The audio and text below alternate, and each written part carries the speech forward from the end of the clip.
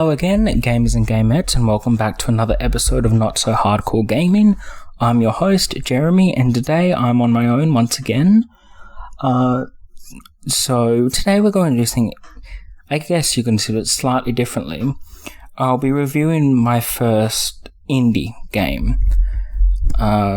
This is actually, to give you an interesting fact, this game I will be talking about is what actually led me to discover both Jacksepticeye and Markiplier. Another YouTube channel I watched, I think, talked about it, but they didn't do a full playthrough, so I think I went to Markiplier, like his channel, to watch it, but he didn't do the full playthrough, and I wanted to see the last bit of it, so I ended up going to Jacksepticeye's channel, and since then I've been watching both. So this is actually a game that led to me discovering who are now two of my favorite YouTubers. And when I was browsing through the PlayStation Store a couple weeks ago, I was given an offer for there were a few indie game packs. Each contained, I think, 3 indie games, and there were 5 packs, I think, so I got 15 games, and it cost about $8 for the deal. So it was an incredible deal, but this pack in particular I was excited for because it had Manuel Samuel and Human Fall Flat, which I will be making an episode on at some point, but today's topic is Manuel Samuel. So, with that being said, let's get into it. So the story is fairly simple, and it's a fairly short game as well, which actually suits it. I don't consider it a negative thing that it's a very short game, but the basics of it is you follow a character who has been spoiled his whole life, doesn't really care about anything, basically he's the exact type of person you would hate when it comes to rich people. But the game starts with him on a date with his girlfriend. He forgets their anniversary, I think, or no, her birthday. My apologies. And, rightfully so, she smacks him with a bottle, from memory. And after that, that's when you get your first taste of the gameplay. You have to walk him out to talk to her. Right as he's walking across the road, gets hit by a car and dies. And that leads to what ends up happening in the game. He wakes up in the underworld, makes a deal with death that he'll get to live on, provided he goes 24 hours doing everything manually. And that's what the basics of the game are. So you have to go throughout the story, and you have to walk him yourself. You've got left and right triggers control his legs. You use, I think, X. I think it's X to blink, square to breathe in, circle to breathe out, and you have to control all of this yourself. As you go along, you have to make sure you're constantly breathing, otherwise he starts to go blue in the face and he'll pass out. You have to keep him blinking, otherwise the screen goes hazy and you can't see anything. You have to walk him properly. If you press the same leg twice in a row, he'll fall over and you have to get back up and walk. Relatively simple. There's a few aspects of it, and then you'll have different situations, like at one point you're driving a car and you have to control it manually, which it was one of my most enjoyable moments. But throughout the whole day, what the game really is just him living out his life, the adventure he goes on, etc. So as I said, the story is fairly simple on premise. It's enjoyable. It works that it's short. Because it's only 1 day span. And yeah, so it was good fun watching, good fun playing yourself, and definitely very charming. So moving on, we'll next talk about the characters. Now, there are a few different main characters. Obviously, you've got Samuel. He is the main character. He's what you play. He doesn't talk much. although that is one aspect of it, is you have to sound out his sentences letter by letter to make him talk, but that happens very little. Then you've got Death. Now, I love Death in this game. He's genuinely funny. He's a bit of a weird one, and for someone like me, I am what you would call very weird, so that appeals more, having Death being just a strange character. He's one of those types of guys, he wears the hoodie, it's yo, yo, yo, that sort of thing, which in a lot of situations I'll find that a little bit more vexing than anything, but in this case it's rather charming, and it fits his character. And as it just the way he talks, his character makes it charming, and I quite liked it, whereas normally I wouldn't enjoy that sort of thing. Throughout the game, he's constantly trying to do a kickflip on a skateboard, but just can't quite get it, and it's a relatively simple skip, but it plays throughout it, and it's genuinely enjoyable. So Death in this game, I absolutely love. Very charming character. He's with you throughout the whole game. Love him. Next there's War. She's more of a side character. She's not there as often. She's very well written again. Her and Death, they go together quite well. Their interactions are funny, and she doesn't really interact with your character much, apart from when she has to take over Death's job when he gets put in hell jail. So again, those are the main characters there. You have brief encounters, like you have his girlfriend, but she's not there much. You have his father, again, only there for a short while. The other main character is the narrator. So again, he's a narrator. You wouldn't necessarily call him a character, but I consider him a character because depending on how you play the game, you get a lot of his personality through it.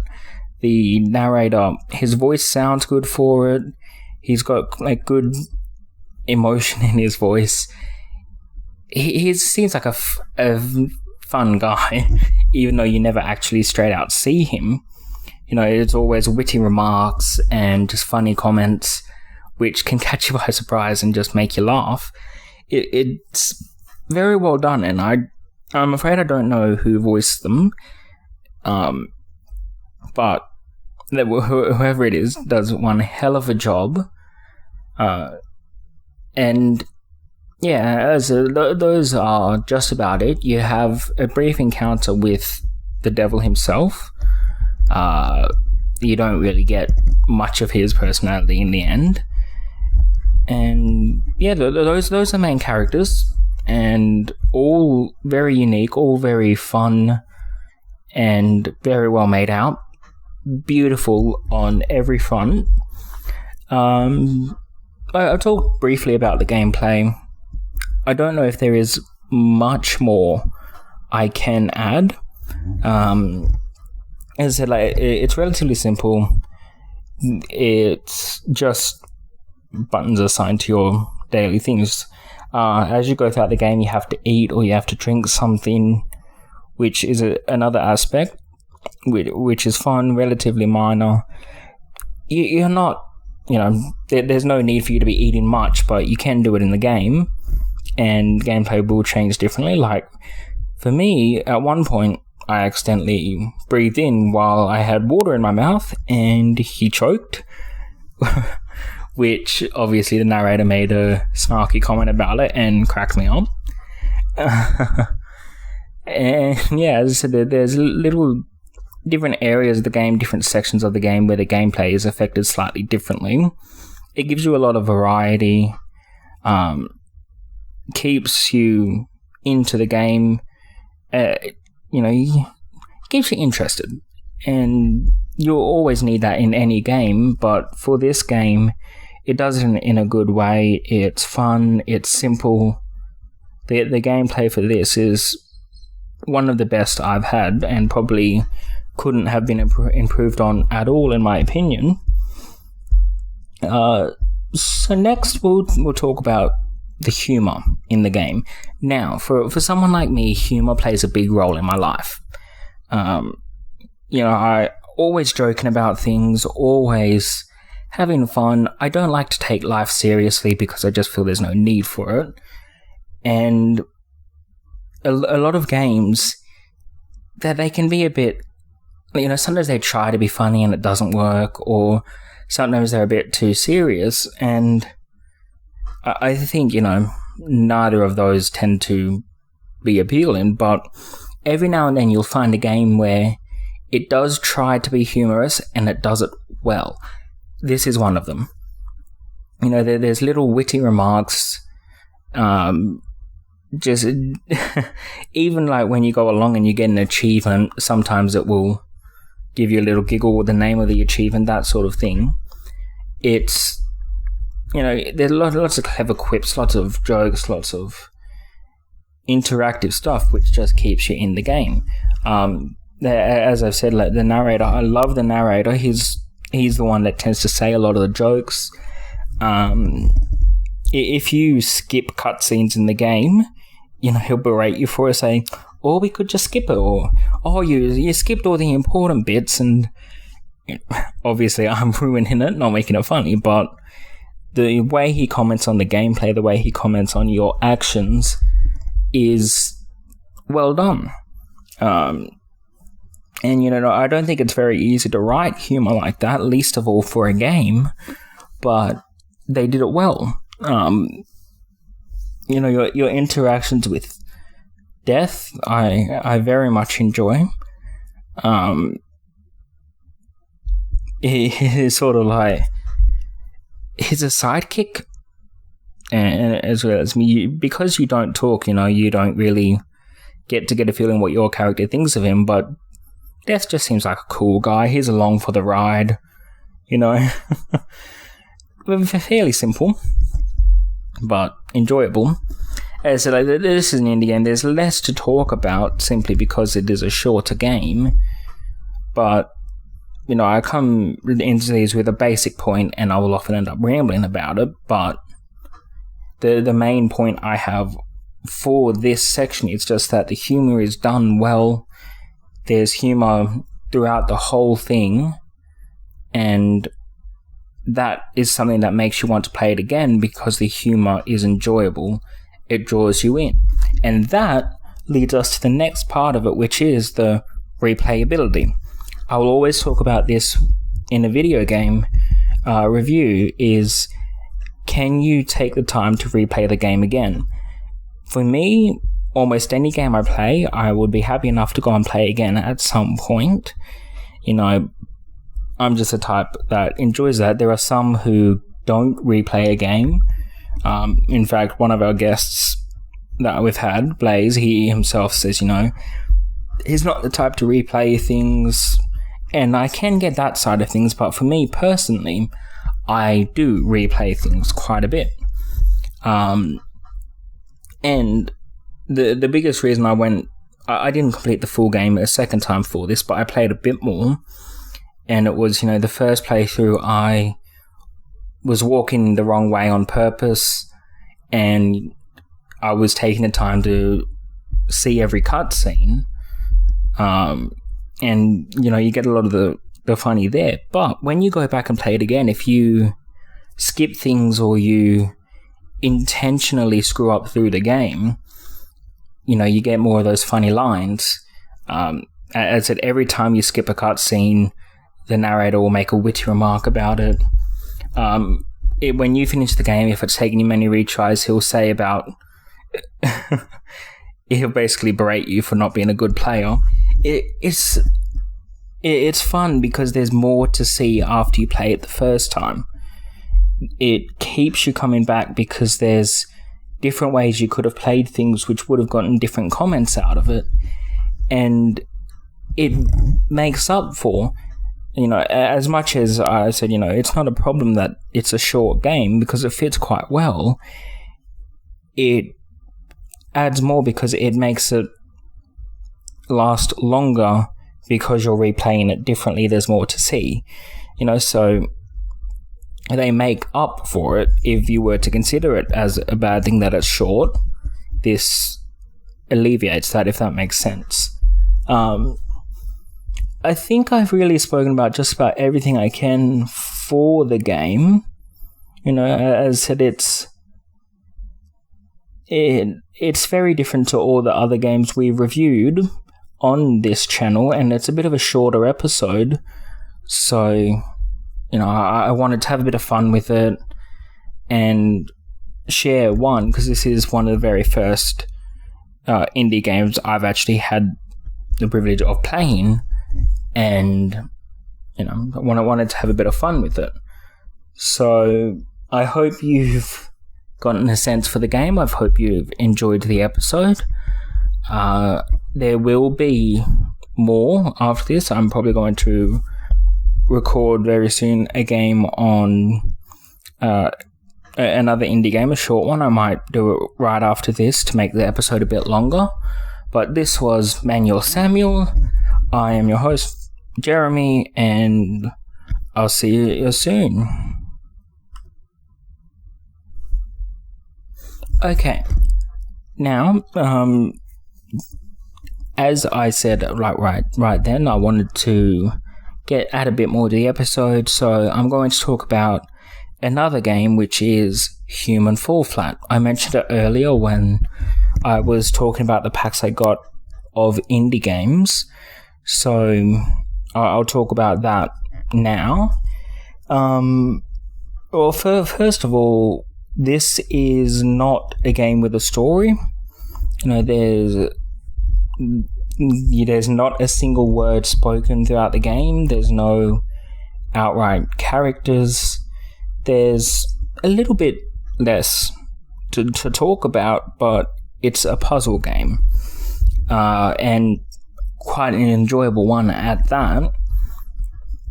So to give you the basics, the way we describe it at home, which is, you know, my sister introduced me to the game, and the way she described it, which was quite accurate, is you're basically controlling a drunk toddler. It's similar in gameplay style to a degree of Manuel Samuel. You know, you're walking around differently, and you have to control your arms yourself, and it adds an aspect to the gameplay becoming puzzle-like. You know, you have to reach things with one hand and reach another. Complicated things when you're just controlling the arms. You know, he walks himself, which they have a very funny walk cycle.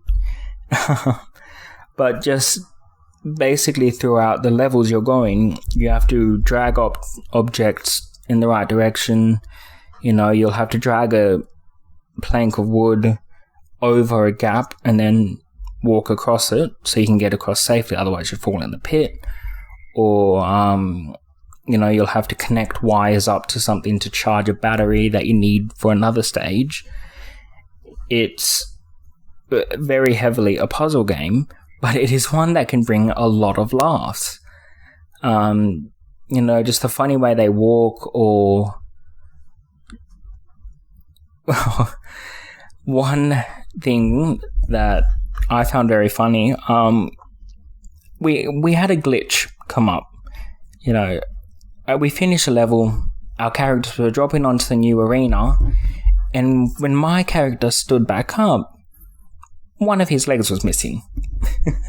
And what happened was, we think the leg glitched to be inside his body, but, you know, we were sitting there laughing for almost 10 minutes and joking about it was making fun of me for only having one leg. And that was one particular bit which got us laughing a lot. But then just other times it's, you know, we would be playing and Dad would be nearby and he'd just be laughing at how badly we were failing at things. There's no outright humour that can be made towards every audience, but if you play it with a family member, it is so much more enjoyable because you're all sitting there and you laugh about it, because a lot can go wrong and a lot can go right, and it is a really enjoyable thing when you play a game like that. as I said, like, there's very little story. There is character customization, which I'll talk about in a sec, but the gameplay is very simple, and there are just multiple different arenas or areas where you have to solve puzzles to get onto the next stage, and that's about as simple as it is. It's a smaller game again, but one that you can replay to try and do a puzzle in a different way. You can play it on your own, or you can play it with friends. There's a lot you can do on it just by changing the circumstances of while you are playing with it. So to get onto the main thing, which is the customization option, you have two characters and you can give them various costumes to walk around with. And, you can give them... One of them you can make it look like a crash test dummy. Another one, you can make it look like Jacksepticeye, which is one that I find personally funny. You've got that skin, because I can't fully confirm this, but I have the feeling he was playing it himself on his channel, and that's why they put him in the game. But as you can tell, I'm a big fan of Jacksepticeye, but this was just one relatively minor thing. You can give them hats, you can give them certain costumes, and you can change the colors around. So it's simple, but it adds more to the game, because you can add character to your little guy. They still can't talk, they don't have a personality, but you can add character to them just by changing what they look like. Relatively minor, but a good detail to have included. And yeah, so that's about it. It's a smaller game, definitely wouldn't be enough to be included on its own episode, but it is one that I do greatly recommend. Both of these games that I've talked about in this episode, I definitely greatly recommend, whether you watch someone else play it or play it yourself. Either way, you'll have fun with them both. You'll get a good laugh, and you absolutely won't regret it. And with that, I will be ending today's episode. Thank you for joining. Thank you for listening. I hope you enjoyed. And that's it. This is Not So Hardcore Gaming. I'm Jeremy, signing off.